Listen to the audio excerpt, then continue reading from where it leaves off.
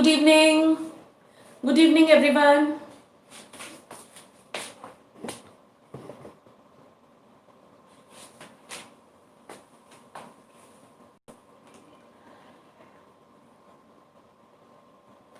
Good evening, everyone. Ritu, Ananya, Vikas, Jay, everybody, good evening. Today I'm here. Just see, I have not even started and my hater is here. Just see, one dislike has come. I have not even started my chapter.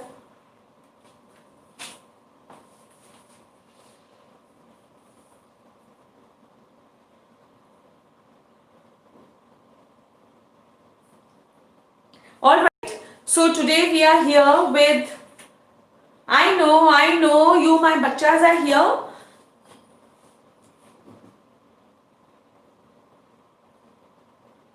I have to do a 10th class poem today, the ball poem, and it actually teaches us all about life and how we should take life. You know, we are all small children, and how we should start learning to take our own responsibilities.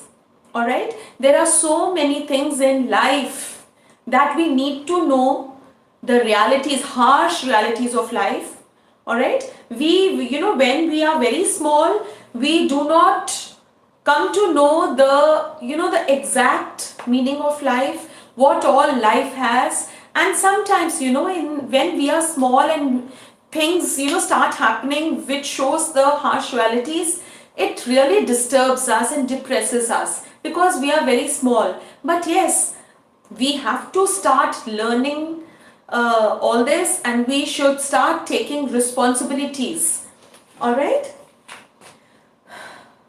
Prem Singh is here. I don't know. All right, good evening, Anu. I know you are here, Anu. Yes, so let us not waste any more time. Children will keep joining and we should start. Okay, Bhumi is here. Okay, so let us start. Yes, there is no age bar for learning. And Uma Ramasamy is here. I don't know who the child is. But anyways, everyone, hello, good evening. And we should not waste time. Let us quickly start so that whoever keeps joining, they can always see, when the thing is published, whatever they miss, they can see. Now, this is a ball poem, all right? A small boy is playing with the ball, just like you all play, all right? He's playing with the ball, and suddenly the ball, slips from his hand and rolls, and there's a water body, there's a small pond or a river just beside it, and the ball goes, rolling through the road. It goes into the water. The small boy goes and stands over there and is very, very depressed. All right, he sees his ball in water and he cannot go into that water body and get his ball because he's a small boy and he feels that he might, drown or something. So he is very, very depressed. Now the poet was also standing there, and the poet noticed that this boy was playing with the ball and the ball rolled and went into the water body. So now the poet, after looking at this ball rolling into the the water body and the reaction of the child, he has brought down in this poem, the ball poem. The poet was looking at them, all right, and he sees that what has this happened, all right, what was the reaction of the child. So does the poet go and help him? Let us read the poem and see what the poet says about his reaction and what the poet, feels the reaction should be, whatever. All right, so he first tells us about the boy and then he tells about his own reaction too. All right, so let's see the ball poem. Let us quickly read the introduction first. The boy loses a ball. He is very upset. A ball doesn't cost much, nor is it difficult to buy another ball. Balls are very, cheap And I know, you people, right now we are inside our houses, but I know children, they have always, every day, you people play cricket and your ball goes somewhere or the other, and then you're not able to find it, and next day everybody, they come and they arrange money, they contribute money and buy a new ball. I know you people keep doing this because buying a ball is not expensive at all. So easy, you can just go and buy it, it's so cheap. Alright, so why then is the boy so upset? But why is the boy so upset? The ball rolls into a water body, he loses the ball, but he becomes very upset. So read the poem and see what the poet thinks has been lost and what the boy has to learn from the experience of losing something. We all, you and me, doesn't matter, I've just read the introduction and I was just saying, Mohit, in fact, others have not joined, I think they have forgotten. Lakshay had fixed this time, Lakshay is not here. If you can, message them, please message them. Otherwise, they can see it later on. Arpita, hello, Lokesh, hello everyone, Jay is here. Alright, so I was just saying that here in this poem, the poet sees a boy playing with a ball and the ball rolls into a water body and the boy runs behind it, but he's not able to hold the ball and he becomes very, very sad. He's grief-stricken. The poet was there looking at this boy and he sees the ball, and what does the poet now want the child to learn? Let us quickly read and see. What is the boy now who has lost his ball? What is he to do? I saw it go merrily bouncing down the street and then merrily over there. It is in the water. So the poet, he uses such words. Just see the way he says, I saw the ball going merrily down. Merrily. So you can imagine the ball jumping and rolling merrily down. Imagine, these words are imagery, The poet uses such words. The poet uses such words where you can, a flash comes in your mind of imagination. You can see the ball going, a colorful ball rolling down happily, the ball is jumping here and there. And the way small children, they jump, it is all a merry movement. So the ball also goes there and now it is in the water body. Let's quickly see again these 4 lines. Alright, Mohit, I'll do all the others also. I'll do the poetic devices along with it so that you are able to understand also. See, he says, what is the boy now who has lost his ball? What is he to do? So here the poet has started with what in the first 2 lines. Alright, so whenever we start with the same words, alright, the sentences of each poem, whenever there's a same starting in the 2 lines or 3 lines or 4 lines, then that poetic device is anaphora. Alright, so the first 2 lines starts with what, and the second, third and fourth line, they start with merrily, merrily. So that is those 2 what and merrily, merrily is anaphora. Alright, yes, and then he says, now what is the boy to do? Now his ball has gone and it is now in water. So here when he uses these words, merrily bouncing down the street, this is an imagery. Imagery because we can suddenly, instantly when we read these words, we can imagine a ball rolling down, merrily, jumping and then going in water. So we can imagine, so that is imagery. Alright, and then there is a repetition of what. What is he to do now? So now here the poet uses repetition. He repeats the word what twice and wants to ask actually. He wants to stress on the question as to what the child will now do when he has lost the ball. Alright? Yes, what, same words. When the sentence of the poem, when the lines of the poem, they start with the same word, that is anaphora. Alright, and in the second line, there are 2 whats. In the second line, see, he says, what is he to do? That is repetition. Why does poet use a repetition to stress or emphasize on a point. Here he is stressing on the question as to now what will the child do. Alright. And again, for the 10th class people, yes, Ujjwal has, thank you Ujjwal. And in the first line again, there is this, assonance is being used. What is assonance? When a lot of vowel sound is used. So in the first line, see, vowel sound, it can be used in the middle of the word also, in the starting also, at the end also. So that is assonance. Assonance.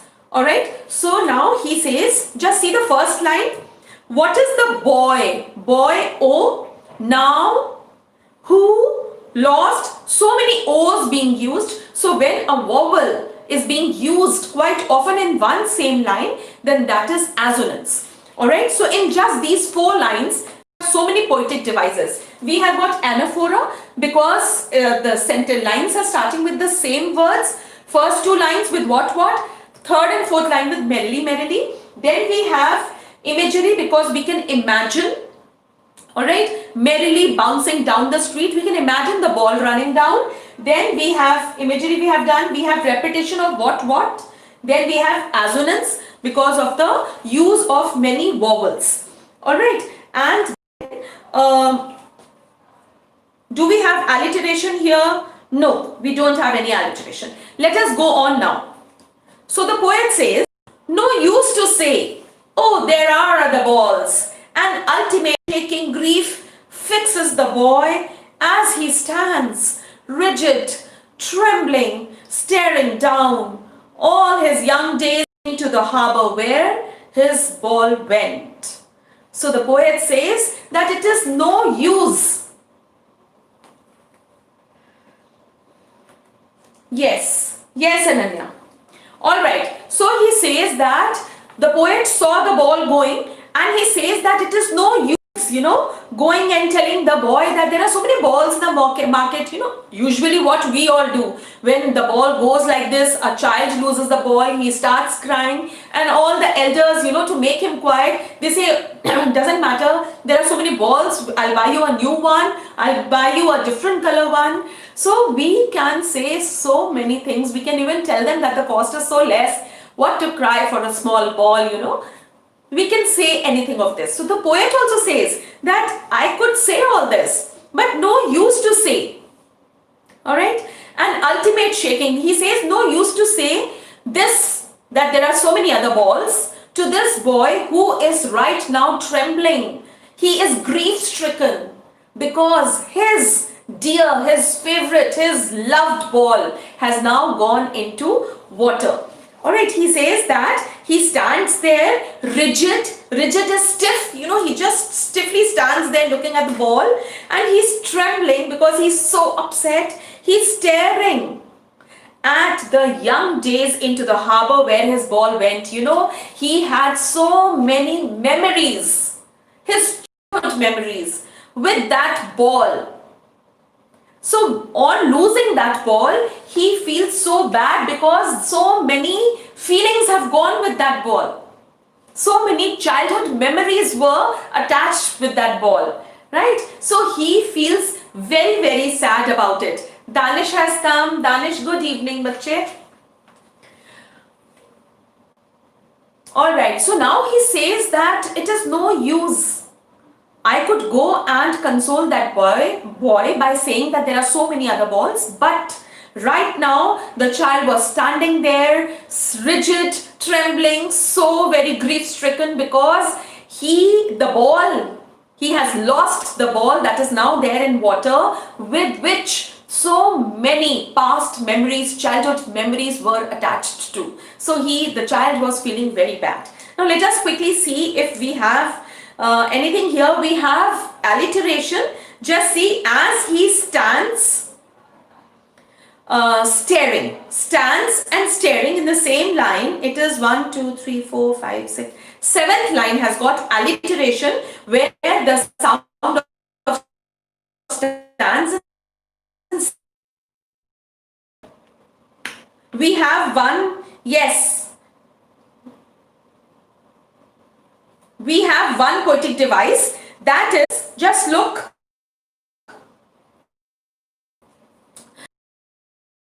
Danish, just see. Mohit, just see.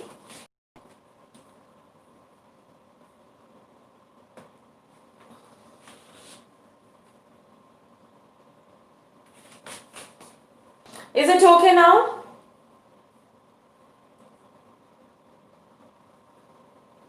Now is it okay? Is it okay now?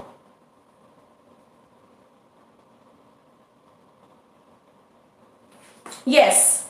All right. So see, just see the same line where I was talking about this alliteration, stands and staring. We have this alliteration here in the 6th, 7th line. We have alliteration. All right. Stands and staring. And in the same line, another new poetic device has been used. Just see, Danish. Now I think it is okay. Yes. Just see, this is a syndeton. A syndeton. This is a poetic device. Everyone, Ananya and all, Ujjwal, everyone, just see this. This is a new poetic device. A syndeton. I have not taught this before. It is here in 10th only. It was not there till 9th. So this is a syndeton.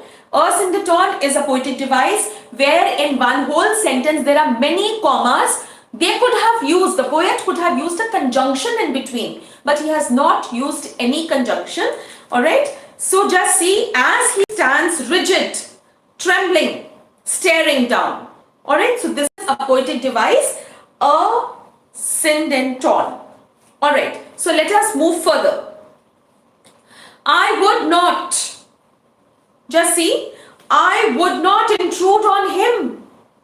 A dime, another ball is worthless. Now he senses first responsibility. So the poet, has come out with a new thought. He says, see, there is no use going and telling him that there are so many balls, or telling him that another ball would cost just 1 dime. What is dime? Dime is 10 cents in US. Alright, the currency of there.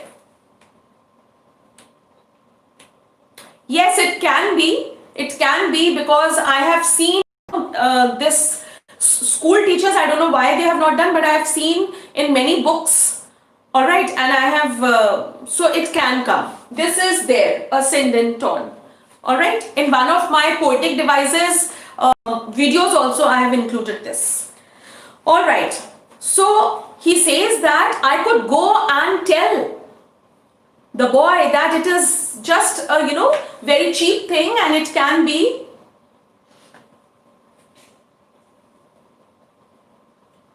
we'll give an when as it keeps coming. There is one more example of a syndeton, then you'll come to know. All right, where we in a poem where we could have used conjunctions, we keep using commas, then that is a syndeton. All right, just see. I would not intrude on him. So the poet says, I will not go and intrude on him or forcefully, go and talk to him. I'm uninvited. I don't want to go and interfere in between. Alright. He says, I would not go and intrude on him. A dime, another ball is worthless. So if I go and tell him that for just a small little cheap little ball he is so upset, it is actually worthless to tell him so.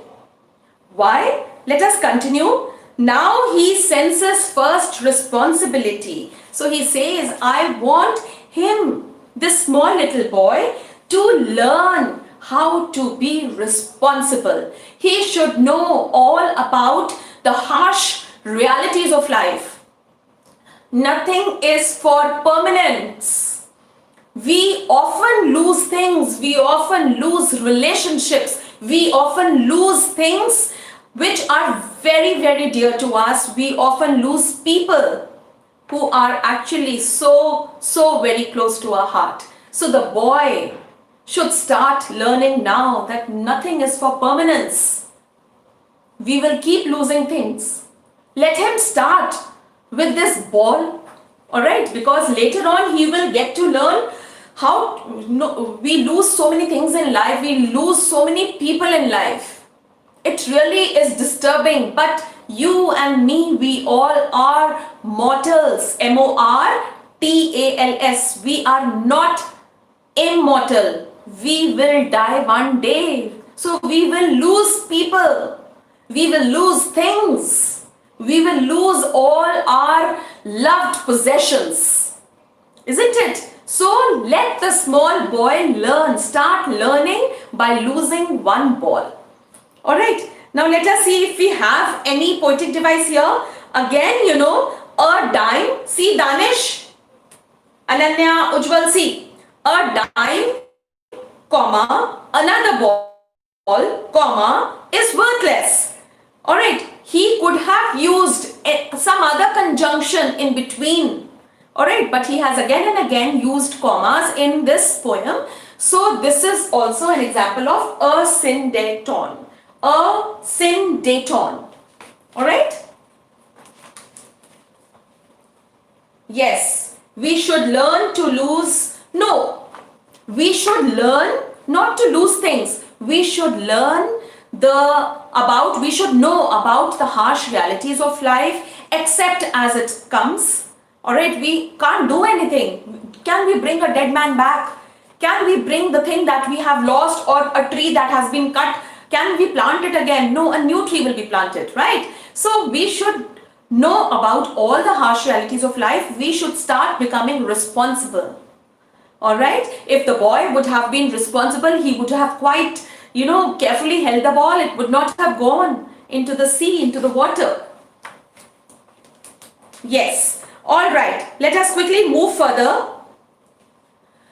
In a world of possessions, so he says, I want the boy to become responsible in this world of possessions. This world is full of things. We possess all the so many things we possess, so many people we possess. We love so many people. So we should know, in this world of possessions where we possess so many things, we should be responsible enough to care for them. Alright, be it human beings, be it your old parents, be it your old grandparents, your friends, the cherished friends. I'm sure you people we are all at home, we have not met our friends for so long. You all must be missing them, right? So these are all cherished relationships. We should be responsible enough to take care of all of this, all the things, all the possessions, all the relationships, all the loved ones, everything. Alright? People will take, then he goes on to say, yes, people will take balls. Balls will be lost always, little boy, and no one buys a ball back. So here he wants to say, buy ball. He's repeating ball and ball again. So that is a repetition, alright, to stress on a point. And by saying that, he stresses that ball is just an example of all the other possessions. It is just an example that the poet has used as a ball, but there are so many things. So ball is being used for a bigger thing. Alright, so he says that this ball will be lost always, every day, every time. We all know, like this year we have faced so many people have died. We have faced all that. We have seen people die out of pandemic. We have seen people die out of other problems. Alright, so we will keep losing our loved ones. We will keep losing our loved possessions, all the things that we have. Nothing is permanent in life. So be responsible. So he says that there will be in future also you will keep losing things. You will keep losing all the possessions. Money is external, and then he goes on to say that money, if I come and tell you that you can buy this for one dime, I'm telling you, I'm offering you because I feel that it is so materialistic, he can go and buy another ball. So he says money is external. He means to say these are all materialistic things. So many things we can buy with money, but can we buy relationships? Can we buy anyone's life? No, we cannot. The person who dies will die. Alright? We can never bring it back, bring those people back, bring those soldiers back, bring those other, relationships back who have died. Money can never bring them back, but money is external. Money is only for buying materialistic things. But those materialistic things do not make us happy. That is only temporary. Alright? Our loved relationships, they make us happy. What, Danish? Yes, yes, yes. Alright. Yes, it is the bad, yes, this is the harsh reality of life. Then he goes on to say that money is external. Then he tells us, the poet tells us, he is learning. Who? The boy. He says he is learning. Today he has lost a ball, and by losing that ball, he will learn something definitely. So he says he is learning well behind his desperate eyes. His eyes are desperate. He wants that ball back, but it's gone. He can't go into the water body and go and bring. He's a small boy. So he's looking at that boy with, at that ball with desperate eyes and learning something new. All right. The epistemology of loss, he is learning what? He is learning epistemology of loss. What is epistemology? This is a word that means that he is gaining knowledge, all right, about loss. He's coming to know about something new about loss. And this epistemology is a word which has got, this word got its origin from the word episteme. And this is a Greek word. It is there. It is mentioned in your book also. Alright, so he says that today he's looking at that ball and he's learning. He's getting a new experience. He's learning something new about the loss of a ball. How to stand up, knowing what every man must one day know and must know many days how to stand up. So the poet at the end says that I did not go and intrude. I did not go and console that boy. I did not go and tell that boy that ball, you can get so many other balls. A ball costs such less, it is only 10 cents. I did not go because it is time for learning, and we all have to learn one day and many days. We have to learn so many things. So we need to stand up. We need to become responsible in life. We need to know the reality of life. We need to know how to accept whatever happens in life, because we cannot bring about changes. Definitely we can bring about changes in the thoughts of people. But whatever is happening, we cannot bring back a dead man. We cannot, whatever we have lost, we cannot get it back. It's gone. You have to build it again. So be responsible. All right? And just stand, anchor yourself. Be ready to accept. Life is full of challenge. We have to see through it. Isn't it? So he did not go and intrude, and he wanted the boy to start learning. All right? That what is loss? Why do we lose things? That life is not permanent. Like things and relationships are not permanent. So this small poem, with the medium of just a ball, the poet John Berryman has taught us the truth, the exact reality of life. Any doubts? Danish, Mohit, Ujjwal? Yes, this is actually the truth. And we cannot bring about any change. Only thing is we can prepare ourselves. We can be responsible selves. We have to learn, isn't it? We have to learn how to save, how to live life positively. Because whatever is, other things are not in our control. Alright, quickly just see anaphora. Anaphora is in the first 4 lines, first 2 lines, what has been repeated, and then in the 3rd and the 4th line, merrily, merrily. So whenever the lines of a poem start with the same words, that poetic device is anaphora.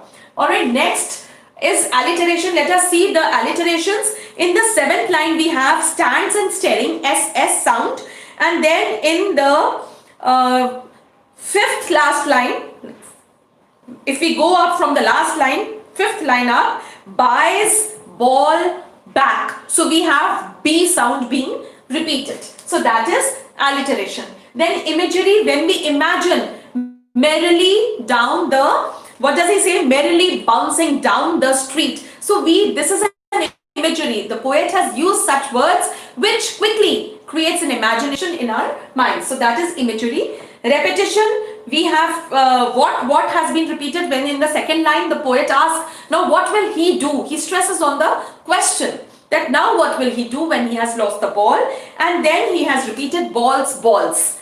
Alright, then next is a syndeton. When we do not use a conjunction, we put commas. This is actually done only by the poets. It's a poetic device. Alright, and we have 2 examples here as we have done. And last is assonance. We can see the example of assonance where we have a lot of use of vowel words in the 1st line itself, when O sound has been repeated in boy, now, who, lost. So we have a lot of O's. Alright, go through the poem. I have a video of this. In a PPT form, I have this video with all the poetic devices, the theme, the message, everything is there. Quickly go through that, and if you have any problem, please let me know. Alright, I'll put the videos link in the description box. Do take good care of yourself. We'll meet again. Keep yourself notified. Please press the bell icon so that you get the notification. Goodbye. Do take good care of yourself. Thank you for being here.